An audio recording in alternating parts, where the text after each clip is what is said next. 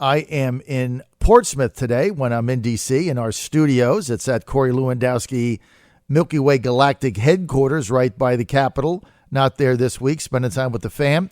And Corey's got a new book coming out. He's an author. His first book, Let Trump Be Trump. If you hadn't ordered that, get it now.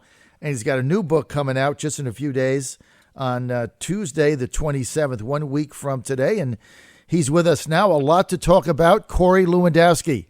Great to have you with us, Corey. It's great to be back with you, John, and happy Thanksgiving to you and your listeners. Thank you. I want to start by talking about your new book, Trump's Enemies, written again with David Bossie. I'm really looking forward to it. Your launch, Tuesday the 27th, the book comes out. You're going to name names. You're not going to mince words. You're going to talk about the enemies that are in the White House and the agencies and government that have been foiling the president, trying to take him down, working against his agenda. Now, for those of you that want the book, this is a must-read. Get it before anybody else. Here's all you have to do. Go to your favorite bookstore or go to Amazon.com and pre-order it right now. Pre-order it. Trump's Enemies. If you pre-order it, you're going to get it before anybody else. You're going to get a chance to read it. Pre-order it. Trump's Enemies. Don't be shy. Get that ASAP. Corey, this book, everybody with bated breath. I mean, this thing is one of the topics of conversation for a long time. Who are you going to name? What you're going to do? Can we have a little tidbit to maybe whet our appetite? Well, let me say this, John. I don't want to give away too much yet, but we are the only book that the president sat down with and did a formal interview in the first 2 years of his presidency, and we take that entire interview and we publish it right in the middle of the book. So once you get it, you can see the page coloration is different. It's a verbatim conversation with the president, and we ask him a wide range of topics, everything from Jim Comey and Andy McCabe to Hillary Clinton and Barack Obama to Anonymous and Bob Woodward. And we talk and we ask him about some of the enemies in his administration who have served and continue to serve. And we let the readers see firsthand what the president's take is on the people who are doing him wrong inside the government. I tell you, will the book have ramifications? Will there be consequences, Corey, to your book? Well, look, John, I hope so. I think, what we have seen now over the last really 60 days, whether it's been the First Lady saying that there are people in the building who shouldn't be there, and she's calling them out publicly, or it's the president during a 60 Minutes interview saying there are people in the building who he doesn't trust. This is a disservice to the first family. It's a disservice to the country, and those people have to be gone. And so, if our book highlights those same individuals that the First Lady has alluded to and that the president has talked about, and it causes people to no longer have jobs because they're working in an administration where they don't support this president, then I think we're doing the right thing by the American people. Well, I think you have to, because you look at what is going on right now, Corey Lewandowski, and just these judges in the Ninth Circuit. I mean, I don't think the president has been successful here in a single one of these rulings. I mean, I got up this morning to the news that a federal judge, based on a hearing in San Francisco, has overturned the president's executive order to not allow those that have broken the law and come into the country illegally to claim asylum, saying that you have to go through the legal process, which is go to the point of entry. And if you have to wait 2 or 3 weeks, well, you'll have a tent there. You'll have to wait. You have to go through it in an orderly fashion. And saying if you come into the country illegally, you can't then claim asylum when you're apprehended and read a script. Anybody with any common sense says, well, that seems reasonable because you already broke the law, and so you're a lawbreaker, and you're not a citizen. Yet this judge overturns it, basically opening the border up for anybody. It says even if they're apprehended, what do you make of this? This is another example of a federal judge legislating from the bench, deciding what the federal policy is where they have no right to do so. Look, it's so very simple. If you want to seek political asylum from your country, then you are required to seek that asylum in the first country you enter after you leave your country. And in this case, in almost every example, that is Mexico. They would provide political asylum to these people if that's what they're seeking. They're not seeking political asylum. They're seeking economic asylum, which is a very different thing. And if you want to seek economic asylum in the United States, there is a process and there are rules to go through to allow you to do that. This federal judge has now basically said, I don't care what the rules are. Anybody can come in from anywhere they want to anywhere they want, and you can basically disappear into the middle of our country, and we will never find you again. John, this frustrates me to the point of, no return. We literally don't know within a margin of 2 million people how many illegal immigrants are in our country right now. 2 million people is almost double the size of my home state of New Hampshire. Can you imagine for a second if we didn't know how many people were in the state of New Hampshire when it came to the census, or what that means for congressional representation? We don't know if there's 9 million illegals or 11 million illegals or 15 million illegals. And now we've got a federal judge who basically says, don't care about what the rules are. Come on in. Enjoy our gratitude as the greatest country in the world and stay as long as you want. Don't worry about it. It is irrational, illogical, and irresponsible. So you agree with me that this ruling from this judge basically stripped away any border sovereignty that we have? Because all anybody has to do is cross the border legally. They get apprehended. They read the script. They're given a piece of paper. They got a 7-month backlog, and they're free to go. Well, that's exactly what's going to happen. And look, again, if a judge wants to make the rules, they should step down from the bench and run for Congress and work with the president to craft laws that our nation works by. Look, the judiciary is a co-equal branch. They're not a superseding branch. That's not how the system works.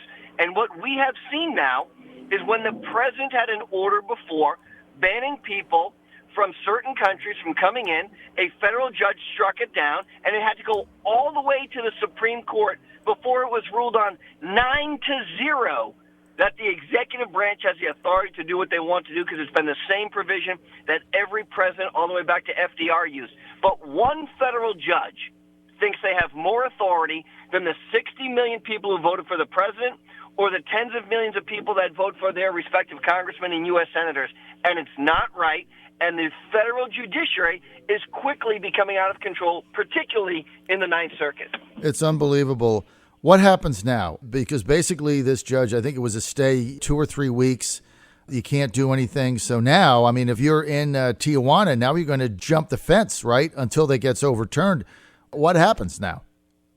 Well, that's exactly right, John. This is basically a green light for everybody to come into the country illegally. And what's going to happen now is the Justice Department, I'm sure, is going to question this judge's decision. It will go now probably before the Supreme Court for another hearing. Ultimately, the administration is going to win on this, but every person who comes in illegally is going to have a jump start or a head start of blending in to our country and disappearing from the Immigration and Customs Enforcement agents. So, look, this is the problem, is a TRO, or temporary restraining order, which was issued in the Ninth Circuit by one judge, is going to be appealed. That appeal will probably lose because it'll go to a 3-panel board in the Ninth Circuit. Mm-hmm. And then we'll have to appeal that all the way to the Supreme Court, where ultimately, I'm very confident, the Supreme Court is going to say, you were wrong, you can't do this, but all those people that are here illegally will have to go and try and track down again. Right. And that could take what? That could take months before that happens. Never. John, they will never, ever find them. Right. They will disappear. They'll come into the country. They'll disappear.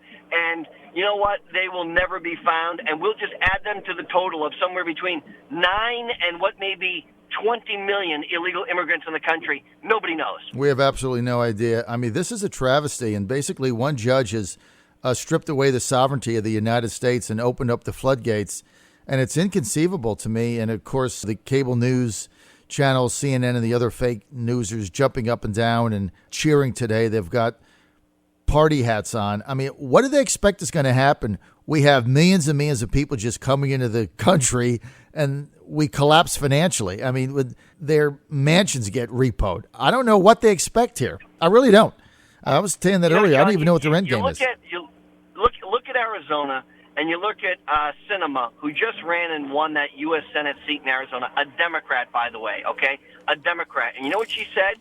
We have a massive problem with illegal immigration, and she supported the president's decision to send U.S. troops to the southern border because she sees firsthand what has happened in her home state of Arizona. This is not a partisan issue.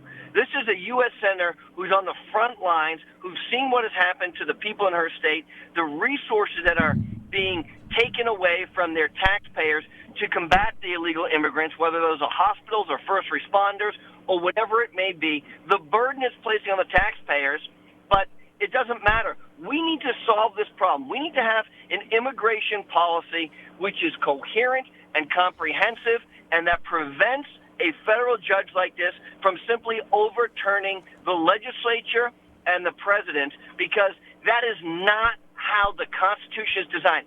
One federal judge should not have this authority. It really calls into question if we are co-equal branches anymore.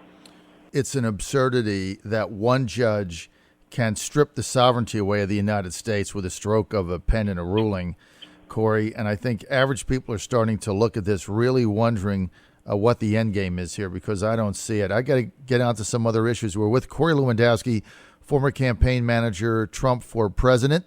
He also is now advising the president on an informal basis. They just talk on the phone whenever the president calls him up, takes his advice all the time because he's a really smart guy. He's also an author. Let Trump Be Trump, best book written on the campaign, without a doubt. You have to read that. Great holiday reading. He's got a new book coming out. You can pre-order it now, Trump's Enemies. This is going to be the must-read of 2018. You're going to have to read this. You're going to enjoy it. It's going to be enlightening, and he names names and no holds barred. So order it, Amazon or your favorite bookstore, Trump's Enemies. Order it today. Pre-order it today. Comes out officially November 27th. Corey, let's get to some other issues here. I've got some issues that are really bothering me that I want to get your take on, Corey. The Republican National Committee, happy talk. We had Sheriff Clark on the other day, nailed it. Ron Romney, who we've got a lot of respect for, and the RNC telling us about all these early ballots they had. They set records. It was a new day. It's not going to be the same as it was in the past.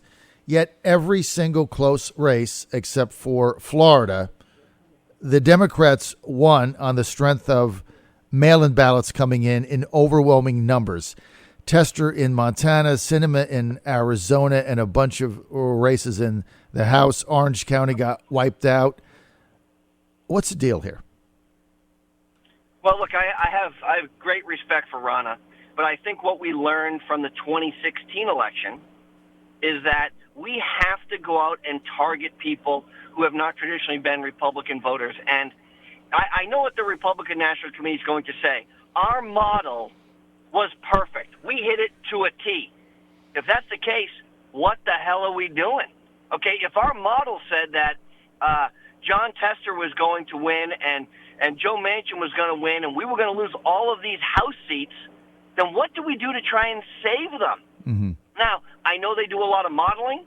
I know they do a lot of things. But look, the race in Michigan with our Republican candidate John James up there against Debbie Stabenow, I don't know what their modeling said, but that guy ran an amazing race, and maybe we should have put some more resources in up there. Mm-hmm. You know, I look at what is now, John, 43 to 45 seats we've lost already in the House. Mm-hmm. Did the model indicate that? And if it did, was anybody sharing that information directly with the president and his team so that they were fully prepared that we were going to lose 43 to 47 seats in the House and lose 2 U.S. Senate seats, one in Arizona and one in Nevada? Because that's what the job of the RNC is to set that expectation and to be able to turn the train so that we are doing something early and often.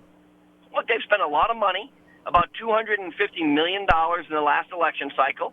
And you know what? That is a testament to Donald Trump supporters who want him to have people in Washington who support his agenda. But we have to look at the way we're running campaigns. And more importantly, John, very candidly, we have to look at the outside consultants who are making a lot of money off of the RNC, who didn't perform very well, whether those are mail vendors, phone vendors, independent expenditures, TV consultants, whoever they are. If they didn't win and they should have won, there should be repercussions because that's where the money gets spent, and I think they need to be held accountable. Absolutely. That's really the point of my question. I mean, every single day I wake up, another House seat that we were ahead in goes to the Democrats, including today I got up and they said, okay, Mia Love lost. And tomorrow it'll be somebody else. And the day after that, it'll be Woodard in Georgia. I mean, it's like every single day. And it's all on the strength of these mail-in ballots that come in late that, you know, the RNC kept getting on my show and assuring me they had set records in early balloting. I don't know what records they set. They got hammered again, worse than ever. So you're right. I mean, there's got to be an accounting here, a reckoning. And the successes we had, it's predominantly where Trump went. So that's why there's hope for 2020 when he's on the ballot, because where the president went, except for Arizona and Montana, we were very successful. Where he didn't go, we were not. So we'll have to take a look at that. All right, a couple other issues. Acosta ruling, he's back in. I was probably the only person in the White House Correspondents Association that agreed with his revocation of credentials because he's rude, disrespectful, and not particularly a gentleman. Where do we go with that from here? Well, John, you know, the White House has put out a new series of rules.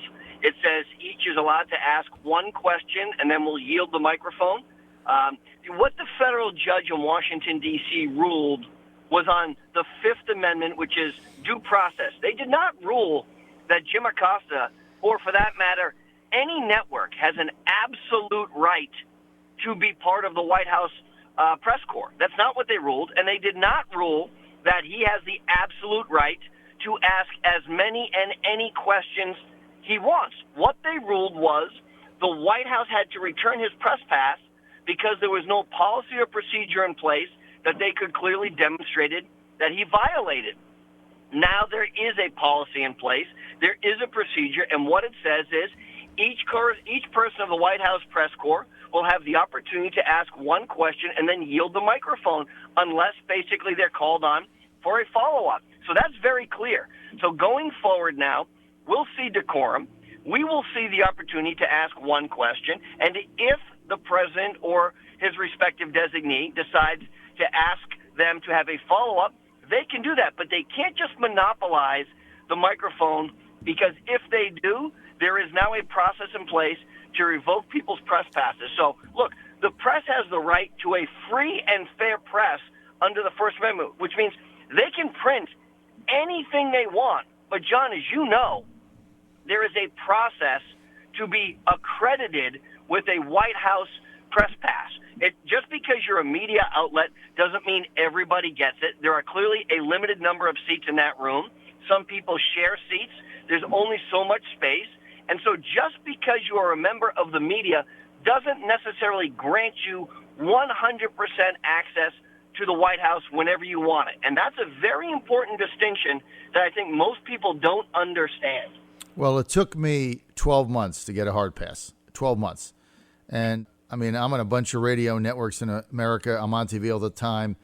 And the process, the legitimate process, took me 12 months, just over 12 months to get a hard pass. So it isn't easy to do, and I've earned it. And so when you go in there, you go into the White House, I think you're supposed to be respectful to your other colleagues and hogging the microphone, not giving it up, asking 8 questions. I mean, it's just ridiculous. And I'm glad that his credentials got revoked. And now that they put out rules, if he continues to behave this way, it's going to happen again. Corey, I've only got a couple minutes. Ivanka's personal email server, what did you make of that? You know, I just saw this story. It sounds like, they're going after Ivanka for using a personal email address to do government business, at least when she started in the administration.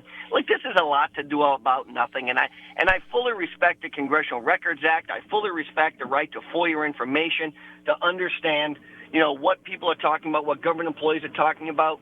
But look, there's no information here that was trying to be deceptive or deceitful when she was trying to communicate with other individuals in the government. So I'm really not sure what the whole story is about, to be honest with you. We're out of time. I want to thank Corey Lewandowski for being with us. Hey, order his book today. Pre-order it now. Trump's Enemies. Got to do it. Go to B. Dalton Bookstore. Go to Amazon. Go to anywhere you want. Pre-order it now. It comes out November 27th. Trump's Enemies. Corey Lewandowski. A must-read. Corey, happy Thanksgiving. Thanks for being with us. Thank you, John. Happy Thanksgiving.